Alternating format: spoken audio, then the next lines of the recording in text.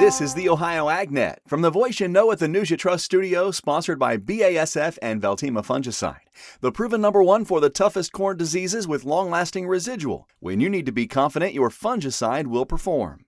I'm Ty Higgins. Don't miss Dye Real Estate and Land Company's July consignment auction coming up on the 14th at the Putnam County Fairgrounds. To learn more, go to dyerealestate.com or call 419-721-3497.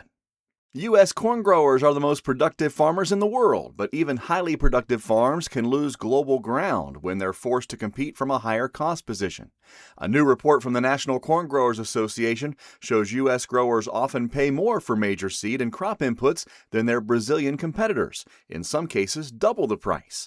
Chief Economist Krista Swanson has the details. Corn seed prices in the U.S. averaged 68% higher than Brazil from 2023 to 2025. In fungicides, some comparisons showed U.S. prices at more than double Brazilian levels. Herbicides followed a similar pattern, with many comparisons approaching double Brazil's prices. And for corn insecticides, U.S. prices averaged 87% higher over that same period. She says this report puts real data behind what many growers have already been feeling in their budgets. From a farmer's perspective, these are real costs, not just abstract numbers. Farmers are making their seed and crop protection decisions long before the season's outcome will be known. And corn growers don't get to pass those higher costs through the market. They're selling into the same global commodity market as farmers in other nations. So when U.S. farmers face a higher cost structure than their competitors, that risk lands directly on the farm balance sheet. Over time, higher costs mean tighter margins, greater financial strain, less flexibility to invest in new technology, and fewer opportunities to strengthen their farm for the future. So what does a solution look like?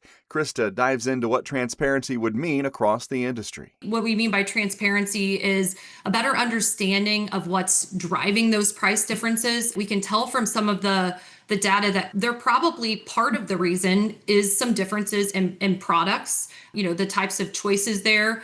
And so what we really want to know is, where are those price differences reflecting actual differences in real value in the product? And where are there unnecessary costs being added in? Krista Swanson is Chief Economist with the National Corn Growers Association. Let's check the forecast with Ryan Martin, brought to you by Seed Genetics Direct, the #1 fastest growing and largest Ohio-based independent seed company. In the warm air and the increase in humidity, we are going to be seeing some instability this afternoon. I think pop-up scattered showers and thunderstorms are likely in the northern part of the state.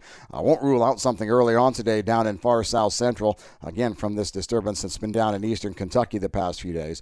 But generally speaking, today is a light day on moisture developing. Tomorrow we fill in everybody else. I'm Chief Meteorologist Ryan Martin. Thank you, Ryan. As Ohio's corn and soybean crops continue to develop, agronomists are encouraging farmers to dig below the surface.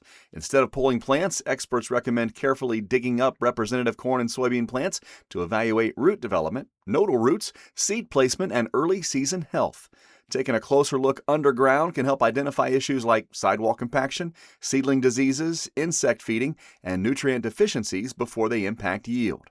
Regular field scouting now can help farmers make timely management decisions and keep crops on track for a successful growing season.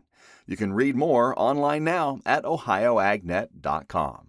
We're going to check the markets and some analysis after this as the Ohio AgNet continues. Be aware, ticks are there.